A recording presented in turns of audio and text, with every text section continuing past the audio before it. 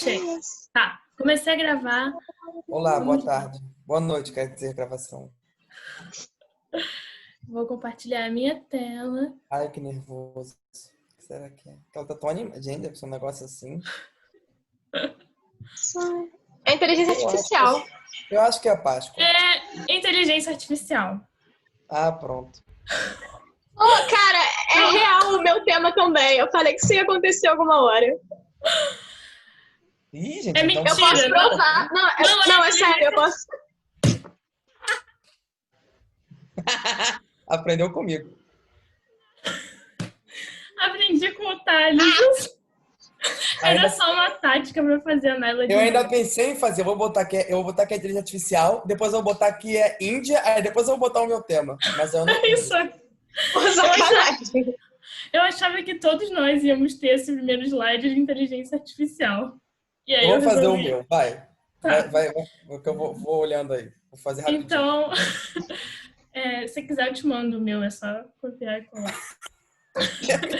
Ó, 5 minutos gastos Vai, já, Eli. vai logo, Tá, que eu já perdão, tô. vamos lá. Ilha de Páscoa é o meu tema. Eu amo a Ilha de Páscoa. Eu já gostava, mas agora eu gosto mais.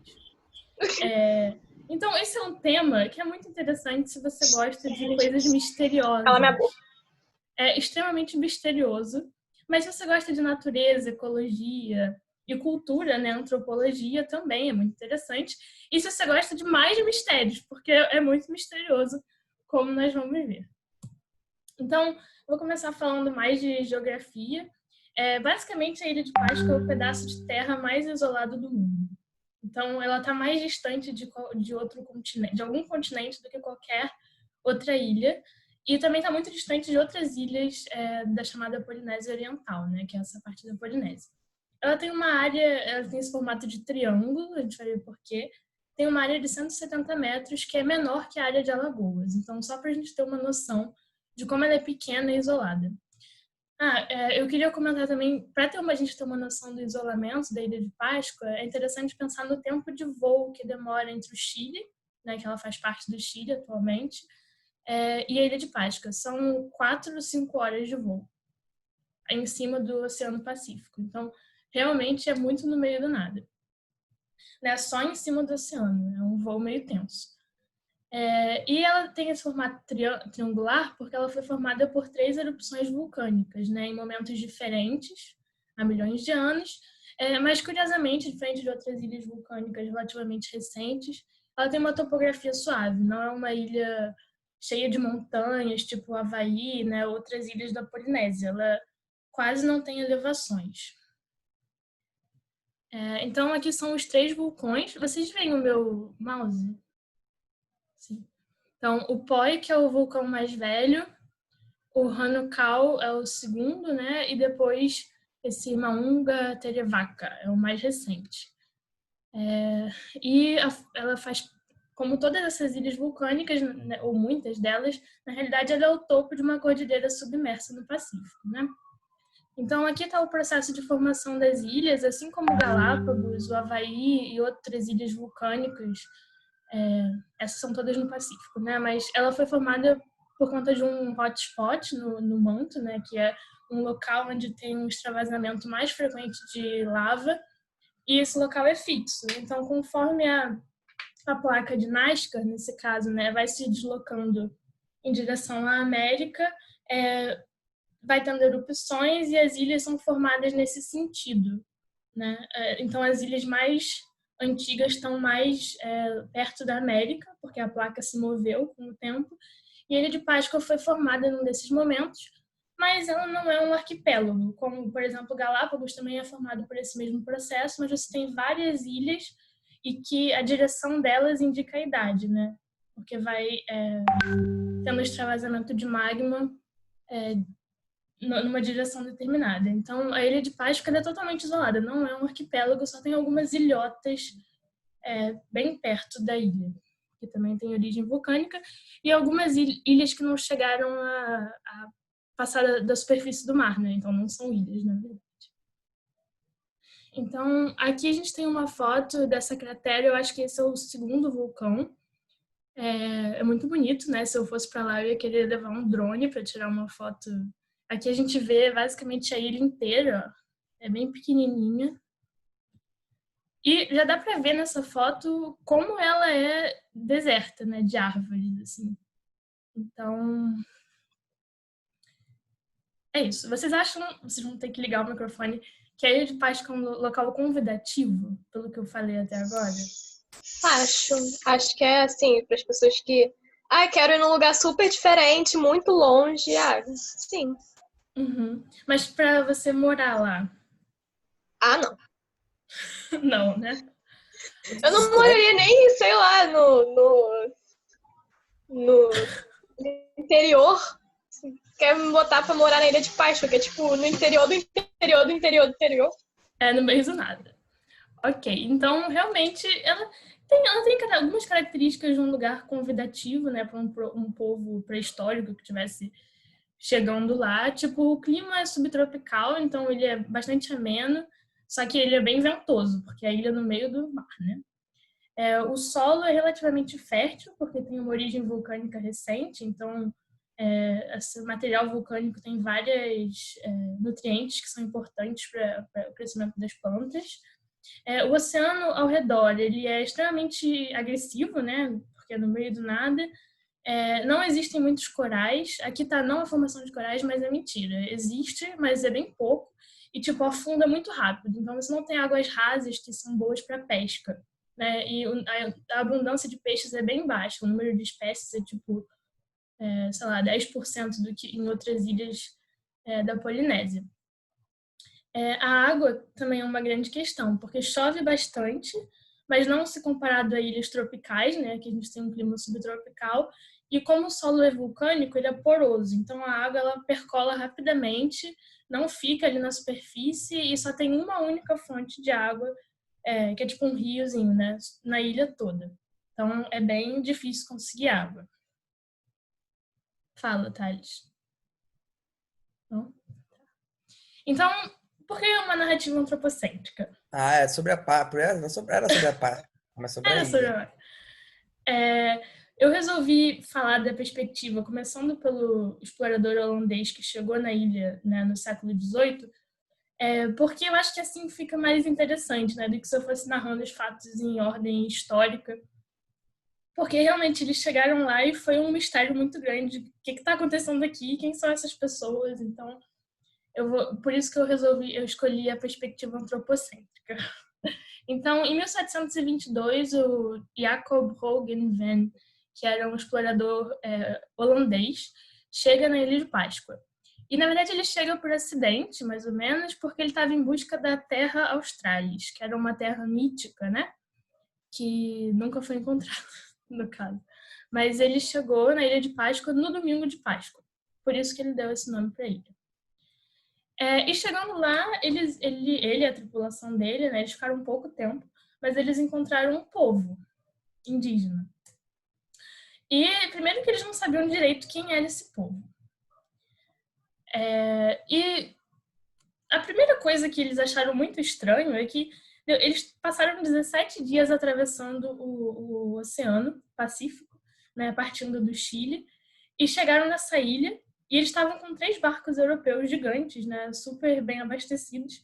E eles se perguntavam como aquelas pessoas que estavam ali, que só tinham canoas tipo super frágeis e numa ilha quase sem árvores, né, como eles tinham chegado até ali. Parecia impossível, né?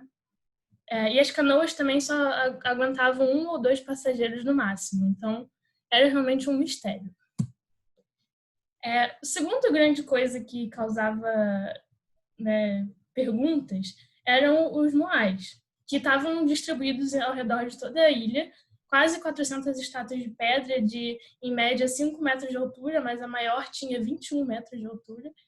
Então, com esse peso absurdo, como aquelas pessoas que estavam ali, que não tinham ferro, não tinham material para, não tinham madeira, né, não tinham material para fazer cordas, como elas fizeram tudo isso? E 97 estátuas deixadas ao longo do caminho. Então, era realmente muito trabalho envolvido na produção dessas estátuas. Então, aqui tem um mapa da ilha com todas as estátuas que estão de pé hoje em dia, que na realidade foram revitalizadas porque elas tinham sido derrubadas. em outro momento da história, e a gente vê que elas estão ao redor de toda a ilha. Isso é um indício essas duas coisas são indícios de uma sociedade complexa, né, que estaria atuando nessa ilha e já não existia mais quando o explorador europeu chegou lá. Então aqui eu peguei duas coisas que ele falou, né, ele escreveu no diário de bordo sobre a ilha. Então, primeiramente, as imagens de pedra nos deixaram encantados, porque não poderíamos compreender como seria possível que essas pessoas, que não tinham nenhuma madeira forte para fazer máquinas ou cordas fortes, poderiam fazer essas imagens. E ele também ficou bem espantado com a falta de árvores. Então, originalmente, a uma distância maior, consideramos a ilha como arenosa. Eles achavam que não tinha nada, era só uma coisa deserta de areia. A sua aparência gasta, que é uma palavra bem precisa, né, porque a ilha estava gasta mesmo, né, não poderia nos dar outra impressão, além de uma pobreza e nudez singulares. Então, eles tiveram essa impressão de pobreza e decadência desde o primeiro momento em relação à Ilha de Páscoa. E como eu disse, todos esses fatores apontavam para uma sociedade complexa que esteve lá e não estava mais.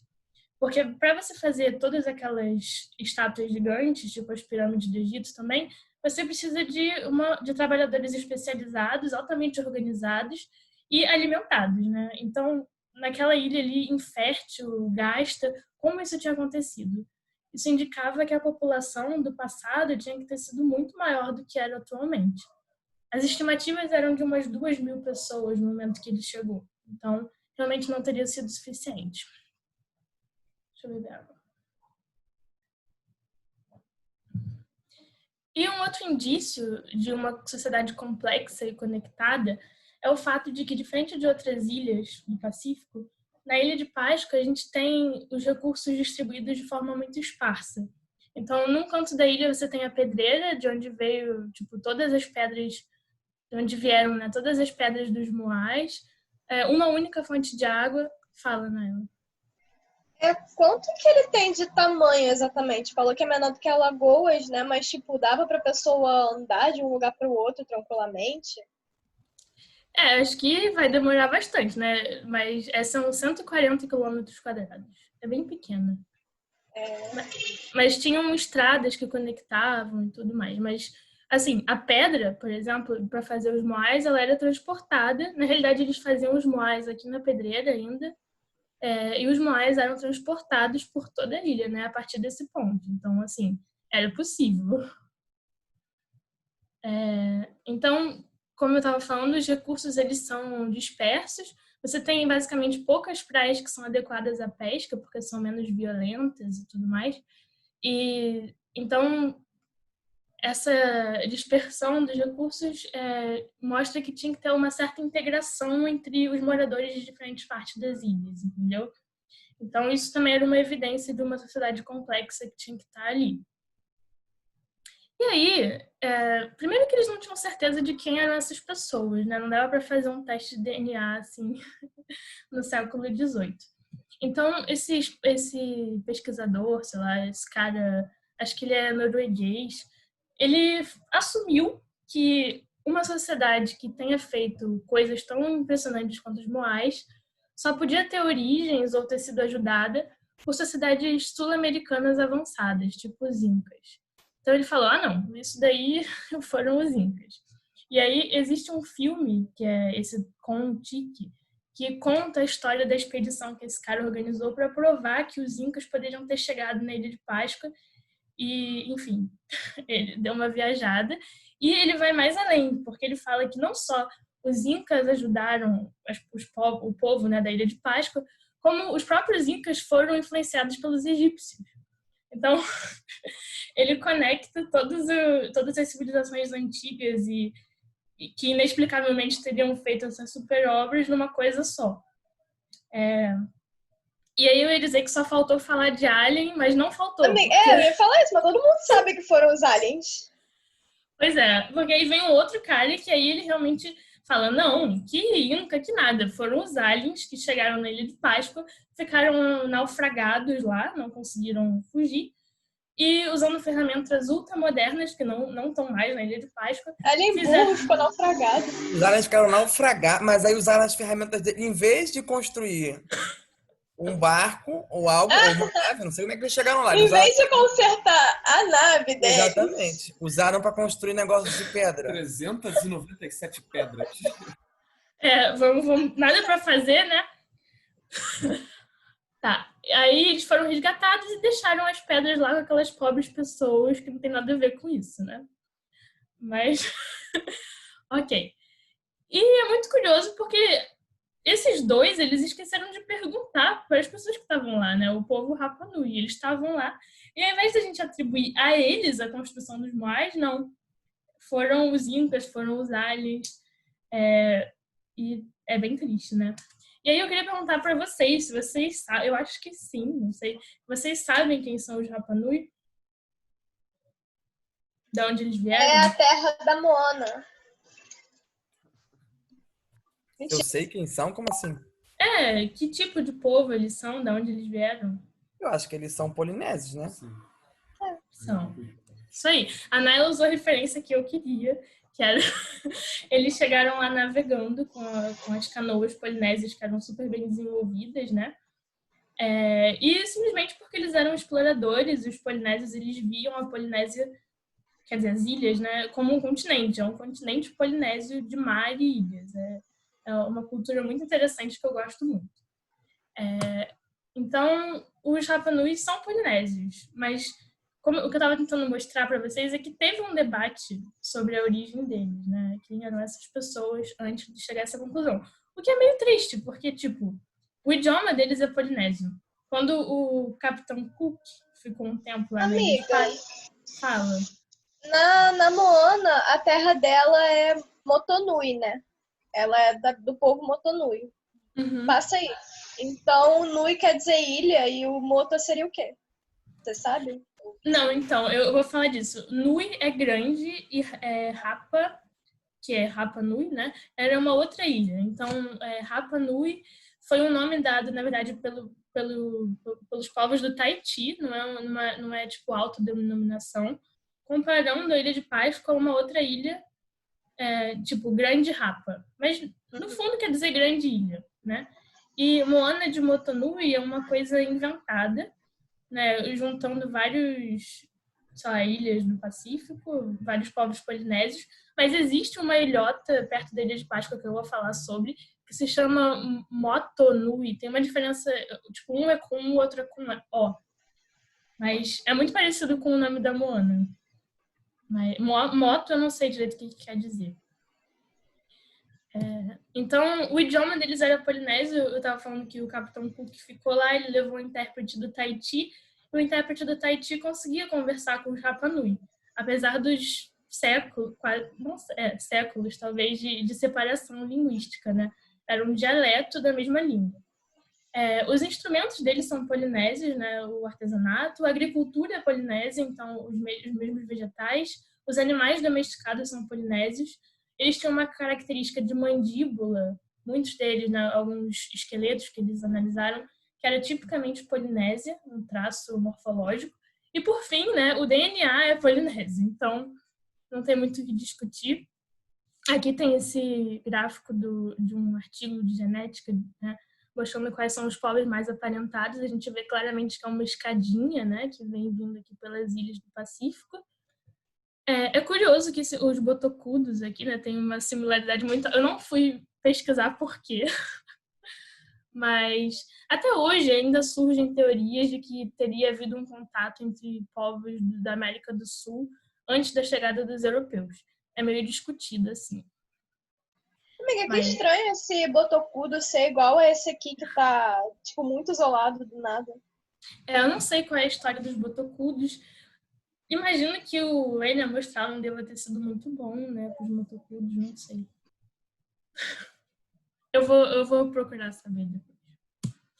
Então, as perguntas que ficam, né, quando, como e por que os polinésios foram parar na Ilha de Páscoa?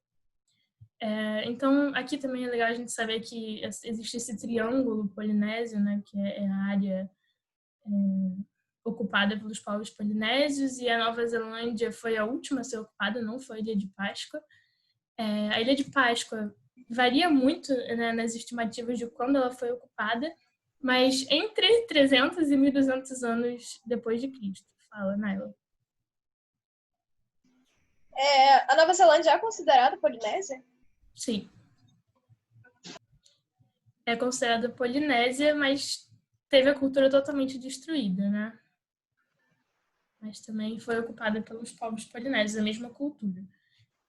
Essas estimativas mais antigas, né, de 300, que eles terão chegado lá em 300, elas muitas vezes são baseadas na glotocronologia, que é uma coisa que eu nunca tinha ouvido falar, que é a datação com base na divisão, né, na evolução independente dos idiomas. Então, você pega as línguas e vai usar para datar eventos, o que é muito interessante, mas não muito acurado. Mais acurado é a datação de carbono mesmo. Então, datações com, tipo, restos de comida, né? Claramente foram pessoas que comeram restos de ossos, dão essa estimativa de em torno de 900 depois de Cristo, que é a mais aceita hoje em dia. Eles chegaram lá, como eu já disse, usando técnicas polinésias de navegação, então, com aquelas canoas bem grandes. E embora a Ilha de Páscoa seja pequena, né, territorialmente, a gente tem que ter em mente que, originalmente, ela era provavelmente... Nossa, falei muito mente, né? Mas ela era provavelmente a maior colônia de aves, colônia reprodutiva de aves marinhas do Pacífico. Porque era ultra isolada, sem predadores, no meio do nada. Então, o raio de identificação da Ilha de Páscoa era bem grande. Então, os polinésios usavam isso para achar as ilhas, né? E eles eram especialistas mesmo em navegação. Uma coisa interessante é que o mito de fundação da Ilha de Páscoa diz que foi só uma família que colonizou a Ilha de Páscoa. Então, imagina o endocruzamento, né? Mas teria sido um fundador mítico que chegou com a família dele para colonizar essa ilha. E é isso. Então, por quê? Era a última pergunta. Então, por muito tempo tinha-se essa ideia de que eles chegaram lá por acaso, né? E não só na Ilha de Páscoa, mas em várias outras ilhas polinésias, existia essa concepção de que, por acaso, em expedições de pesca, o vento levava as pessoas para uma ilha e elas colonizavam novas ilhas. Só que hoje em dia a gente já sabe que isso provavelmente era planejado, né? Eles iam realmente rumo ao desconhecido, buscando novos lugares para ocupar. Nesse caso, foram bem longe, né? E a principal evidência disso é que o sentido da descoberta, né, das ilhas polinésias, que é esse sentido aqui, oeste-leste, ele é o contrário ao vento. Então, se fosse uma aleatoriedade, o que faria sentido é você ir no sentido dos ventos, né? Que não é o que acontece. Ventos e correntes marítimas, né? Enfim. E aí, uma coisa extra interessante sobre a Ilha de Páscoa, porque ela é ultra isolada, e esses nativos que chegaram lá, né, essas pessoas que chegaram lá, provavelmente elas estiveram isoladas desde o momento em que eles chegaram lá pela primeira vez até a chegada de um holandês. Quase um século depois, um milênio depois, desculpa. Então, 1000 anos depois, né? E isso fica evidente porque o trânsito entre as ilhas polinésias era comum. Então, é comum que numa ilha polinésia você encontre pedras de outras ilhas e vice-versa. Só que isso nunca aconteceu na Ilha de Páscoa. Então, nunca uma pedra da Ilha de Páscoa foi encontrada em outra ilha e vice-versa. Então, isso é uma evidência forte. Outra evidência, existem alguns animais domésticos polinésios, né? O cachorro, que tem essa Deus me livre, é muito feio. Horrível, que eu não sei direito se é uma taxidermia mal feita ou se o bicho era muito feio mesmo, eu não consegui. Eu acho que ele era meio estranho mesmo.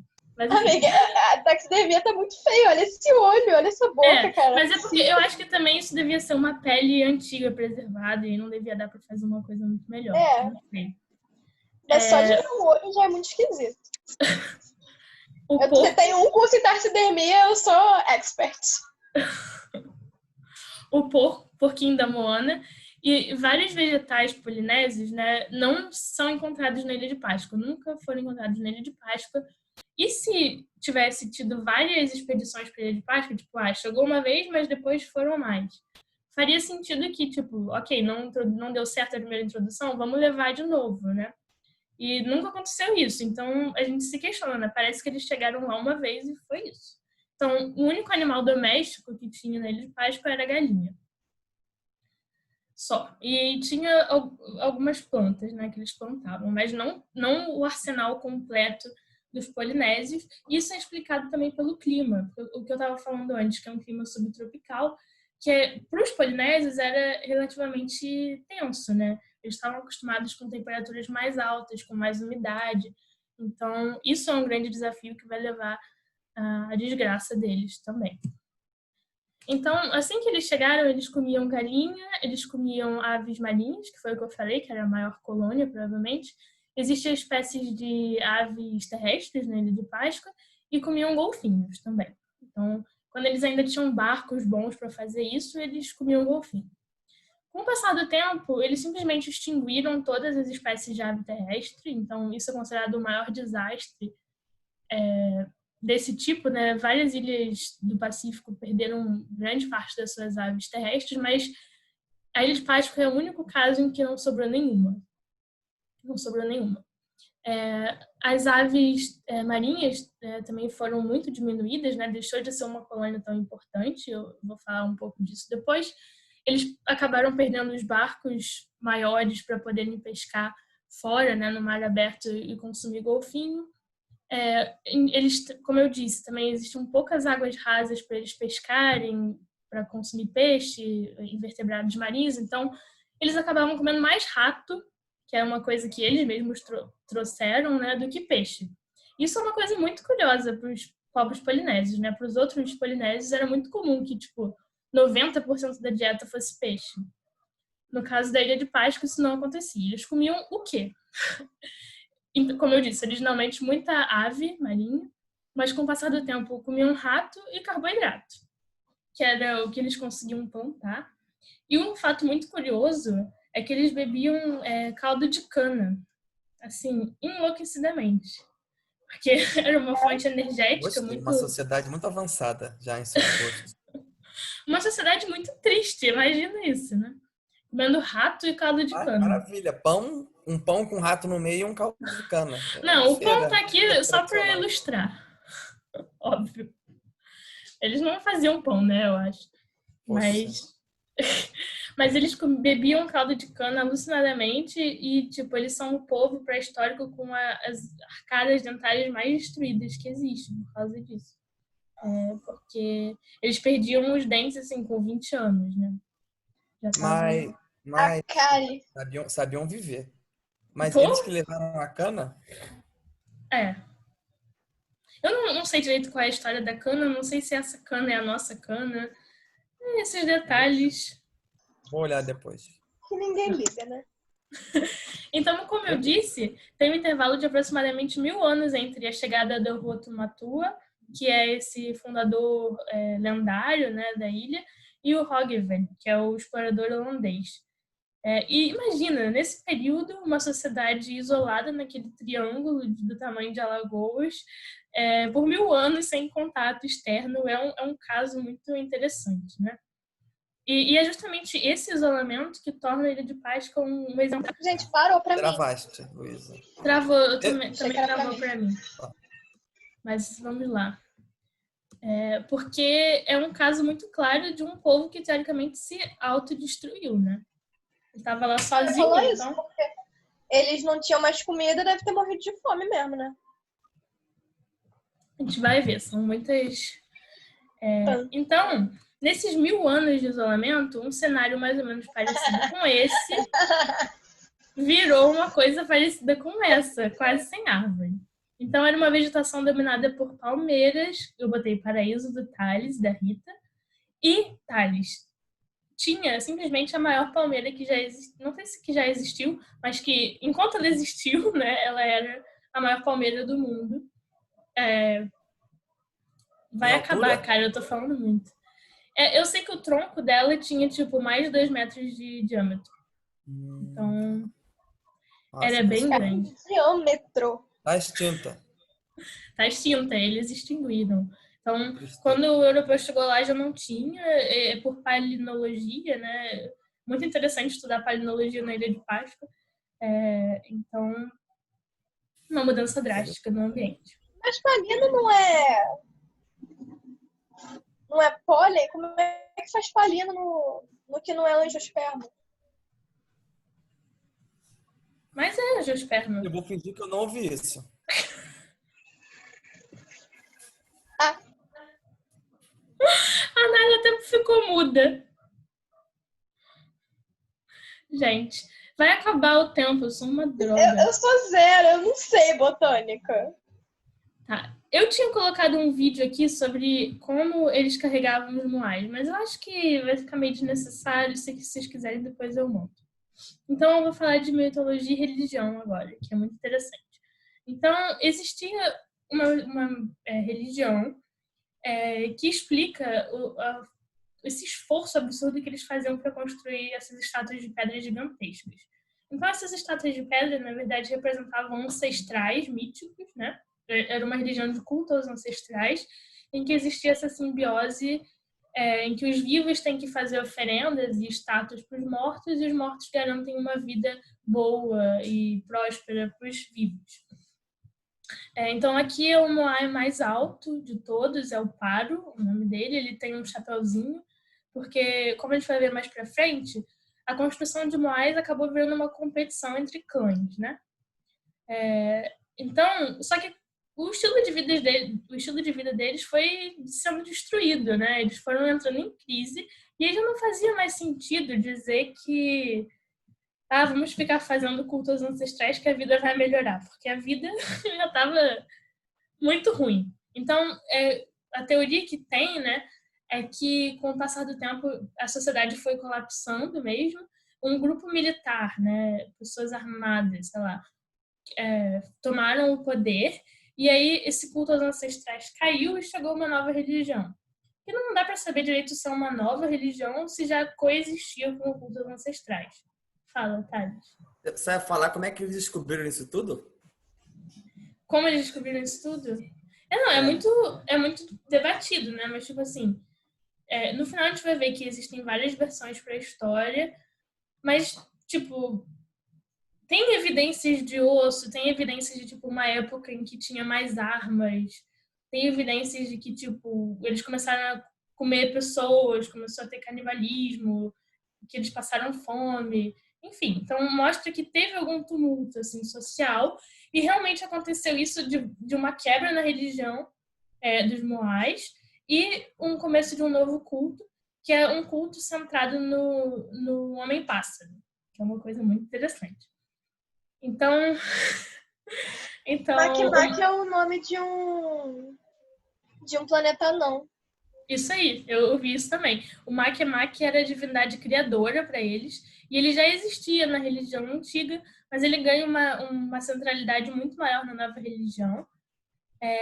E o outro elemento, né, o Makemake, e o Tangata Manu, que seria justamente o homem-pássaro.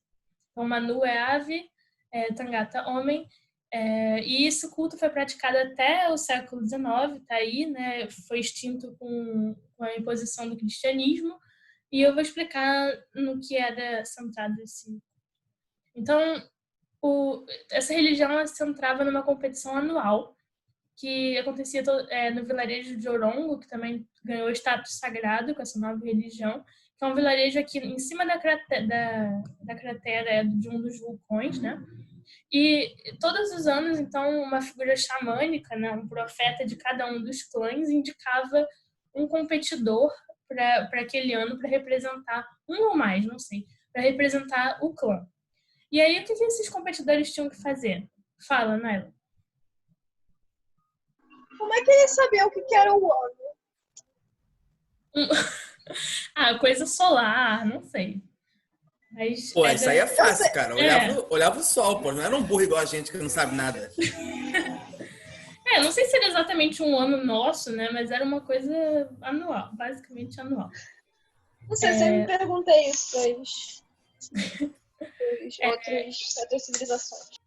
Então, o que eles tinham que fazer? Todos os competidores partiam desse vilarejo de Orongo, eles tinham que descer esse desfiladeiro aqui, tá vendo? Sei lá, correndo, andando, eles desciam isso daqui, pulavam no mar, iam nadando. Aqui tá com ajuda, né? Eu achava que eles iam nadando só eles mesmo, mas enfim. Eles iam nadando numa água super fria, com corrente, né, marítima, cheia de tubarão, que era cheio de tubarão lá, e eles tinham que chegar nessa ilhota de Motonui, que parece o nome da Moana. E chegando... Olha nessa foto aqui, dá pra ter uma noção da distância, tá vendo? Aqui é tipo uma visão do vilarejo e eles tinham que chegar nesse troço aqui. Então, eles chegavam lá, eles tinham que ficar escondidos na ilha. Imagina, vários, né, competidores escondidos na ilha, deviam querer se matar. Ficavam em cavernas lá. E aí o objetivo era esperar o primeiro ovo daquela temporada do Manutara, que era uma ave da sorte, uma ave marítima, uma das Meu poucas Deus, que é jogos sobraram. vorazes mesmo. Jogos vorazes. Então, basicamente, quem Eles pegasse tinham o que primeiro esperar. ovo... Eles Aí tinham tem que que pegar esperar. o ovo. Pegar o ovo. E aí, quem pegasse o ovo tinha que gritar alguma coisa e basicamente você já é o vencedor, né? Quando você pegou E aí, o o que ovo. que ele ganha? Mas não terminou, calma. Eles tinham que pegar o ovo do Manutara e voltar com ele nadando sem quebrar o ovo. Meu Deus! E aí, quem conseguisse fazer isso, chegar com o primeiro ovo, tinha que ser o primeiro ovo, sem quebrar, era o Homem-Pássaro, daquele ano. E aí, o Homem-Pássaro, ele era tipo uma Mas representação... que divindade inconstante. Ele era uma representação divina por aquele Eu achei um período. ritual muito mais legal E se do que ninguém o comum. conseguir? O Homem-Pássaro morreu. E aí, esse é o culto do Homem-Pássaro. Uma coisa que deixa bem claro que ele superou o culto dos Moais é que em muitos Moais, que eventualmente também foram sendo derrubados, né, pelo próprio povo, você vê atrás do Moai sendo usado para fazer esses desenhos de Homem-Pássaro. Então, você tem na frente lá aquela cara de ancestral e atrás desenhos do Homem-Pássaro. Foi uma nova... É meio assustador, né? Olha esse desenho aí. É bem assustador. E eles também Assustador. desenhavam... eu vi que, tipo assim, o desenho mais frequente desse culto era a genitália feminina. Eles faziam muitos em todos os lugares. Aí depois o homem-pássaro e depois, tipo, um pássaro só. Mas era um culto meio louco, né? A genitália era mais desenhada do que o homem-pássaro. Sim. Culto à mulher. Atrás dos moais. O culto à mulher. A mulher-pássaro. Então aqui... Era só os homens que faziam esse negócio louco de nadar, né? Acho que sim. Gente, vai acabar, eu vou parar e criar outra. Eu falo muito. Deixa eu...